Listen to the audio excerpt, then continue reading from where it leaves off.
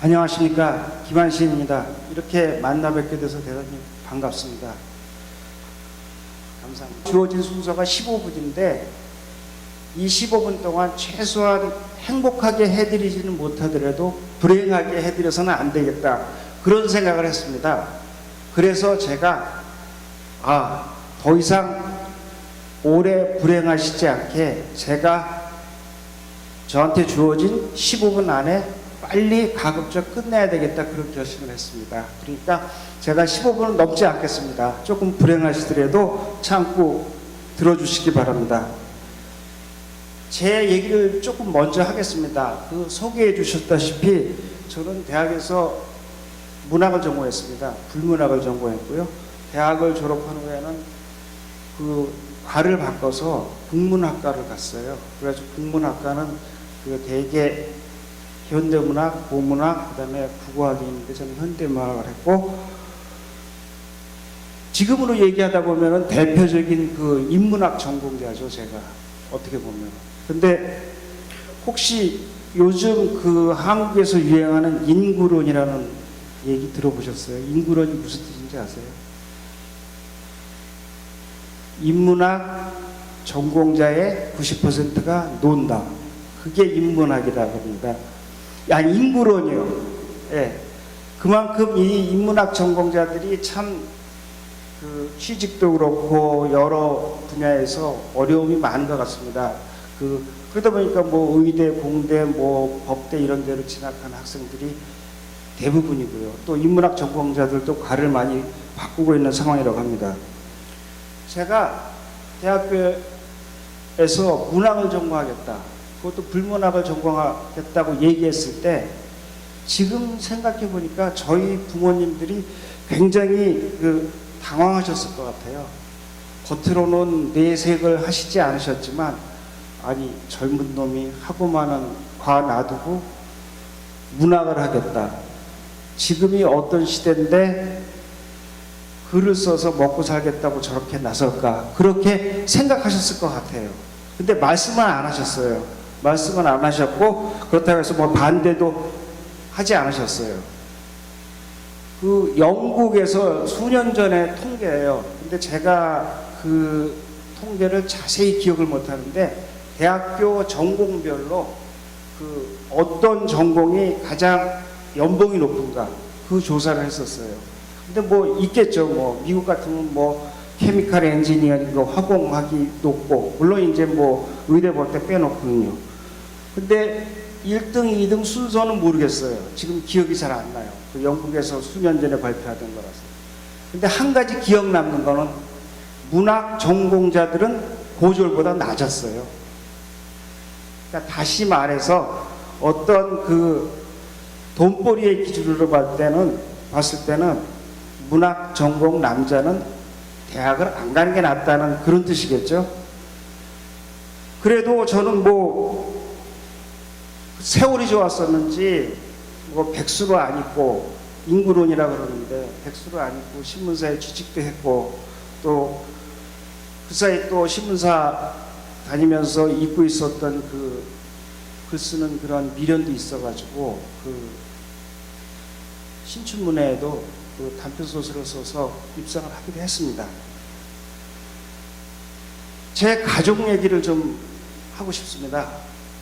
저한테는 아들이 2명 있습니다. 아들이 2명 있는데 쌍둥이에요. 애를 한참 못 낳다가 무슨 배란 촉진제를 낳고 쌍둥이 확률이 높다 그래가지고 낳은 애들이 아들 쌍둥이입니다. 그래가지고 걔네들 태명이 배란이와 촉진이었어요. 지금 이름은 다르지만, 제가 가족 얘기를 꺼내는 게 좀 죄송스러운 얘기인데, 제가 한번 애들이 한 3살이나 4살 됐을 때 참 특별한 경험을 했어요. 그러니까 저희 집에 냉장고가 있었어요. 냉장고가 있었는데, 냉장고가 이만하면은 다 아시겠지만 요 정도에 이렇게 누르면 물이 나오는 그런 냉장고였어요. 근데 그게 지금 당시에 그런 냉장고가 있었다고 하는데, 지금도 그 냉장고를 쓰고 있어요. 고장도 안 나고. 근데 한 번은 아이가 이제 서너 살쯤 됐을 거예요. 물을 뜨는데 이렇게 누르면 드는데 얘가 키가 안다니까 이렇게 했겠죠. 근데 그러니까 이게 물을 뜨려면 이렇게 두 손으로 받쳐서 이렇게 하는 게 아니라 여기다 손가락을 놓고 있는 거예요. 그래서 그게 한번 왜 저러나 저게 왜 또 장난을 하나 그렇게 생각하고 말았는데 그 후로 유심히 제가 한번 봤어요. 봤더니 매번 그러는 거예요. 그래가지고 하루는 제가 불렀어요. 야, 너 왜 컵에 손가락을 넣으면은 거기 물이 나면은 더러운데 왜 컵을 이렇게 하지 않고 이 손가락을 집어넣냐 질문을 했거든요. 근데 뭐 이렇게 조용히 얘기한 게 아니라 조금은 야단을 치듯이 얘기를 했습니다. 얘기를 했더니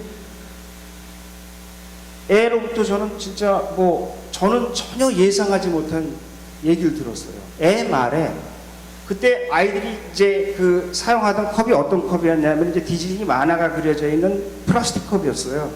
플라스틱 컵이었으니까 이렇게 이런 식으로 안 보이겠죠. 이런 식으로 안 보이는데 애가 이렇게 이제 컵을 셈인데 이제 유리병이면은 되는데 애 하는 말이 자기가 이렇게 드는데 물이 넘친다는 거예요. 이게 안 보이니까 물이 넘친다는 거예요. 그래서 손가락을 집어넣으면 이게 조금 내려오다가 손가락이 차가워지면 되겠구나 해서 이렇게 들면 된다고 그렇게 얘기를 하더라고요. 저는 그 얘기를 듣고 깜짝 놀랐어요. 그래가지고 한번 냉장고에 애 정도의 키가 돼가지고 애 컵으로 한번 똑같이 해봤습니다. 그랬더니 물 조절이 쉽지 않아요. 그리고 애가 썼던 그 방법 외에 더 좋은 방법이 없더라고요. 저는 그 일을 경험하면서 크게 느낀 점이 두 가지가 있습니다. 하나는 착각이었고 하나는 반성이었습니다. 일단 착각부터 말씀드릴게요. 그 조그만 녀석이 희한하게도 그런 생각을 했을까? 얘 참 똑똑하다. 얘 천재 아닌가? 이 아빠도 생각 못한 이런 걸 생각하더니 얘는 이제 커가 뭐가 돼도 되겠다. 그렇게 생각을 했습니다. 근데 저만 마음속으로 생각했지 누구한테는 얘기를 안 했어요. 얘기하면 또 아들 자랑이 되고 어쩌고 그럴까 봐. 그런데 아까 제가 말씀드렸듯이 이건 착각이었습니다. 아이가 점점 자라나고 학교에 갈수록 점점 평범해져서 지금은 대학생인데 지극히 평범한 학생이 돼가지고 학교를 다니고 있습니다. 제가 이 말씀은 농담이고요. 물론 저는 그렇게 생각했지만 그 당시 제가 지금부터 말씀드리려는 건 착각이에요. 착각이 아니라 반성입니다. 제가 아이의 눈높이에서 보지 않았기 때문에 아이를 배려하지 않았기 때문에 아이가 그런 행동을 했을 때 현상적인 것만 보고 야단만 쳤지 아이를 이해하지 못했어요. 그래놓고 거의 야단 치다시피 애를 나무랬죠. 그래서 이렇게 부모와 자식은 눈높이가 다를 수가 있구나 그렇게 생각을 했어요. 그때. 근데 그 눈높이가 다르다는 것은 어떻게 단순한 현상에서 떠나가지고 좀 확대해 보면 사고 방식이나 어떤 가치관의 차이일 수도 있습니다. 어렸을 때 애 물컵 냉장고 사건으로는 단순히 깨달은 건 눈높이지만 그게 어떤 확대되고 더 커지면 어떤 부모와 자식 간의 어떤 그는 보는 관점이라든가 그 가치관의 차이일 수가 있는 것입니다. 흔히 이제 아이들은 이런 질문을 해요. 왜 좋은 대학에 들어가고 좋은 직장에 들어가야 되느냐? 특히 한국 아이들은 더 많을 거예요. 왜 한국 부모들은 맨날 명문대 가라, 좋은 데 가라, 이런 얘기만 하냐고. 좋게 얘기하면은 교육열이 높다는 것이지만 심한 건 사실이죠. 그럴 때마다 저는 이런 대답을 해요. 아빠, 엄마가 좋은 대학 가라는 이유는 좋은 대학 가서 좋은 직장 잡는 게 가장 쉬운 일이기 때문에, 확률이 높은 일이기 때문에 아빠 엄마는 좋은 대학 가서 좋은 직장 잡으라고 얘기를 한다. 그래놓고 예를 드는 게 있어요. 네가 연예인이 되려고 그래봐라. 수만 명의 경쟁자들 뚫고 돼야 되고, 만약에 음악가, 뭐 문학가, 미술가, 화가, 뭐 운동선수, 뭐 바둑기사, 뭐 프로게이머 이런 걸 되려고 그러면은 일단은 타고난 재능도 있어야 되지만 그게 직업이 돼서 어떤 먹고 살 수 있을 정도가 되려면은 뼈를 깎는 노력이 있어야 된다고 얘기를 해요. 그런데 그 후에 이제 이런 말이 끝나면 또 하는 말이 있습니다. 아빠가, 엄마가, 이 부모들이 너희들한테 좋은 대학을 가라는 것은 이 속물 근성이 있어서 그런 게 아니다. 너희들의 꿈을 무시해서 그런 게 아니다. 너희들이 가장 편하고 순탄한 길을 갔으면 하는 부모의 마음이다. 그런 얘기를 했거든요. 근데 이제 돌이켜 생각해 보면은 이게 잘못됐다는 게 아니라 부모는 분명히 그런 생각을 할 수가 있습니다. 저도 뭐 여기에 오신 분은 어떤 그 애들에 대한 눈높이 이런 것을 만약에 내가 만나는 모든 사람, 내가 만나는 모든 타인들한테 적용하면은 그것도 똑같을 수 있다는 생각이 들어서 감히 용기를 내고 그냥 이 주제를 말씀드리게 됐습니다. 그러니까 자녀의 눈높이를 맞춘다는 것은 그 자녀의 개성을 존중하고 배려한다는 뜻이죠. 그러니까 자녀가 무엇을 원하는가, 그리고 무엇에 관심이 있는가, 그거는 반드시 필요합니다. 그거는 어떤 부모가 순탄한 길을 가기를 바라고 편안한 길을 가라고 그 바람 못지않게 아이들도 아이들의 그 인생이 있는 거니까요. 그런 점에 있어서는 그거는 반드시 배려되고 또 존중되어야 된다고 생각합니다. 그 미켈란젤로 아시죠? 유명한 뭐 조각가, 화가 뭐 여러 가지 많이 하신 분이죠. 근데 그분 조각 작품 중에 피에타랑 다비드상이 있습니다. 피에타는 성모 마리아가 십자가에서 내려오신 예수님의 죽음을 안고 비통해하는 모습을 조각한 거고, 다비드상은 다윗 왕의 그 청년 모습을 한 5m 된다고 해요. 대리석으로 깎은 거였거든요. 근데 그 당대의 그 예술가들이 미켈란젤로 보고 이런 말을 물어봤어요. 뭐 미 선생님 그랬겠죠. 위대한 작가니까. 선생님은 어쩌면 그렇게 대단한 조각 작품을 그렇게 조각하세요. 그랬더니 미켈란젤로가 이런 말을 했다고 그럽니다. 나는 이 대리석이 있을 때, 조각할 작품의 재료가 되는 대리석이 있을 때 그 안에서 그 대리석이 갖고 있는 형체를 본다고 그래요. 그러니까 자기는 아무 생각이 없이 그 안에 다비드상이 있었고 그 안에 피에타가 있었기 때문에 자기는 뜯어내고 조각을 이렇게 잘라낸 사람이지 내가 무슨 의도가 있어서 그거를 한 사람이 아니다. 조각을 다비드상을 새기고 피에타를 새긴 사람이 아니다.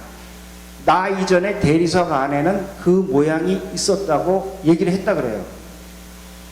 저는 이 얘기를 들으면서 이런 생각을 했습니다.